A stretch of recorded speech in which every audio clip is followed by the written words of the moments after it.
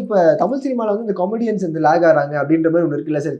எப்ப யாருப்பா நம்மள வந்து காப்பாத்த போறா? அவரு சிரிக்கவும் முடியல. அந்த மாதிரி காமெடியன்ஸ் யாருமே இல்லையே அப்படின்ற மாதிரி இருக்காங்க. அது எதாவது வருத்தமா இருக்கா சார் தமிழ் சினிமா இப்ப நீங்க குட் பேட் அக்லில எவ்வளவு இடத்துல சிரிச்சோம் நம்ம. ஆமா. அப்படியெல்லாம் கிடையாது. தனியா ஒரு காமெடி வந்து தான் சிரிக்க வைக்கணும்னு அவசியமே இல்ல.